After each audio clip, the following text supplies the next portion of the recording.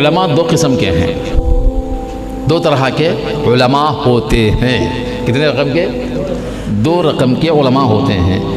اور سرکار دو عالم صلی اللہ تعالی وسلم کی حدیث شریف والعلماء وراثت الانبیاء، علماء انبیاء کی میراث ہیں، وراثت نبوت میں سے ہیں، یہ حدیث بیان کرتے ہیں، کر کے کہتے ہیں ہم وراثت انبیاء میں سے ہیں، یعنی نبوت کی وراثت، میراث، علم کی، حکمت کی، دانائی کی، شریعت کی، سنت کی، جو بھی نبوت سے ہے، رسالت کی جو بھی ہے میراث، وہ حصے میں، ہمارے حصے میں آیا، کیونکہ ہم قرآن کا علم، قرآن کا مفہوم، تفسیر و تشریح و حدیث یہ سب جاننے والے ہیں، پہچاننے والے ہیں، یہ سب ہم نے پڑھا ہے، نحو پڑھا، صرف پڑھا، جانکاری رکھی ہے، سب ہم کو آتا ہے۔ تو کیا ہے، سرکار کی حدیث کو پڑھ کر دیکھو، ہم انبیاء کی میراث میں سے ہیں، یہ غلط ہے۔ سمجھنا غلط ہے، کیا ہے؟ سمجھنا غلط ہے۔ وراثت انبیاء، یہاں میراث کی بات آئی ہے، کیا ہے؟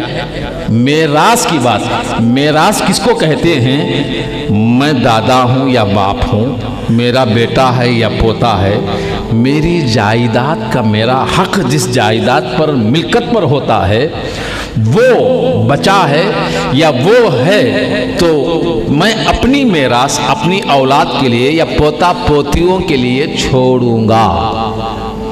بات سمجھ میں آئی نا؟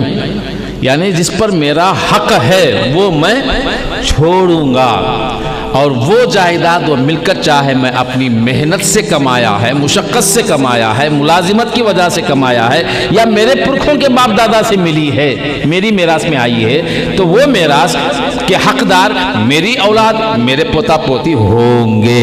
یہ اس کو میراث کہتے ہیں۔ تو میراث میں معنی ہے حقداری کا۔ بس سمجھ میں آئی؟ میراث میں معنی کیا ہے؟ حقداری کا۔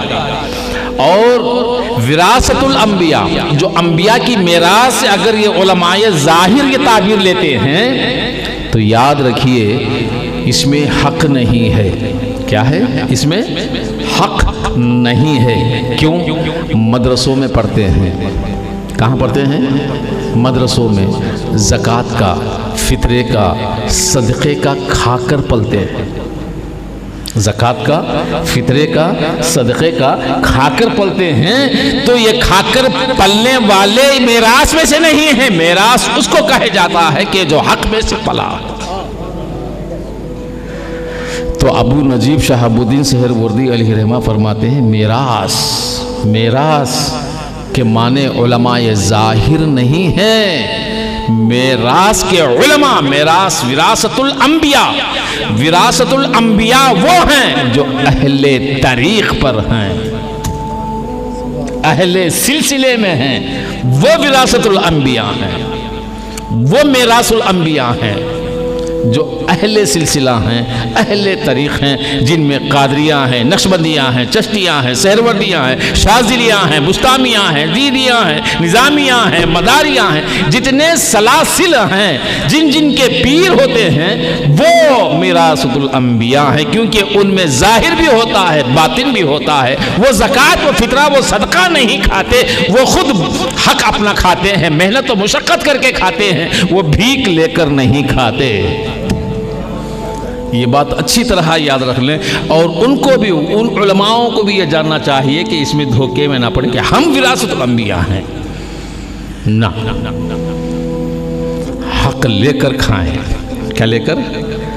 زکوٰۃ و فطرہ صدقہ یہ حق نہیں ہے۔ یہ کیا ہے؟ یہ حق نہیں ہے، یہ خیرات ہے، یہ بھیک ہے۔ بات سمجھ میں آئی نا؟ تو دوسری بات یہ ہے کہ وارث حضرت مولا علی رضی اللہ تعالیٰ عنہ، مولا کے معنی وارث کے ہیں، کیونکہ سرکار مولا علی داماد رسول بھی ہیں، چچیرے بھائی بھی ہیں، داماد رسول بھی ہیں، چچیرے بھائی بھی ہیں۔ سرکار دو عالم صلی اللہ تعالیٰ علیہ وسلم نے حضرت مولا علی رضی اللہ تعالیٰ عنہ کو اپنی اہل بیت میں شامل کر لیا ہے۔